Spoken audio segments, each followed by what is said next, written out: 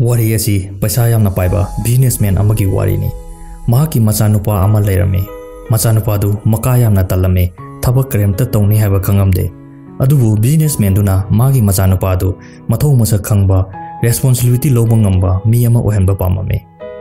Aduna noma mapaduna machanupa du phajana kausillaga phamalame aduga sumaina haragame. Ibungo ipa ngasi wa khara haige. Nang ngasi yumdagi mapan thoklaga nasana paisa tanjaraga halakadamne. Adu ngamdaba tarbadi nang ngasi nudang chak chaba yaroi haina hairami. Mapagi demandu tabda machanupadu kirami. Aduga kappaga mamagi manakta laklame. Machana kappadu ubada mamadu mapungning nusirame. Machagi mongdu ubada nungaimandaduna mamaduna angangdugi mateng oinaba haiduna paisa khara pirami. Adudagi angang adu mapagi manakta laklame. Aduga mamana pirakwa paisa adu putholaga mapada mana talakwa paisa ni haina utlame. Aduganda mapaduna paisa adu makoigi kuha amada thadakinaba hairami. Angang dusu mapana haibadu tawrame. Singnaba leitana kuhada paisa adu thadakirami. Mapadu asingba mini experience yamna thengnaraba nupani. Angang duna paidiba paisa adu mamana pirakwa soidana oigani haiba mapadu khangami. Aduga amuk machanupadu paisa talunaba tharakirami. Handakti angang adu amuk machegi manakta laklame. Aduga kappaga macheda paisa nirami. Matamduda machedusu mapuning nusiraduna mahaki savingdagi paisa khara angangduda pirami. Aduga amu angang adu mapagi manakta laklame.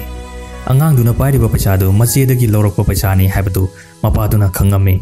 Aduga mamanga chap manana paisa adu kuha manungda thadakinaba hairami. Angang adu handaksu paisa adu kuha manungda thadakirami. Aduga angang adu amuk paisa talunaba tharakirami.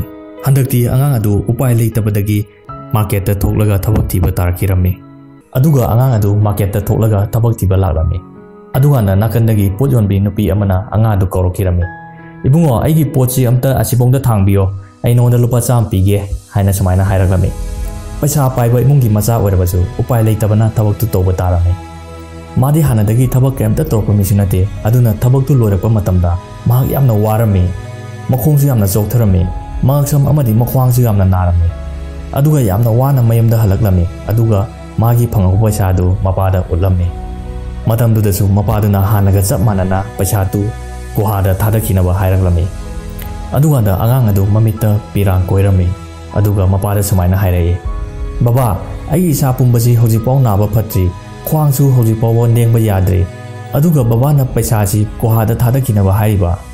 Haina sumaina hairaklami. Aduganda mapadu nofet torami. Aduga sumaina hairaklami. Now you have learned a lesson. Matamduda angang adu masa matongta realize tawjarami. The value of hard work haibdu.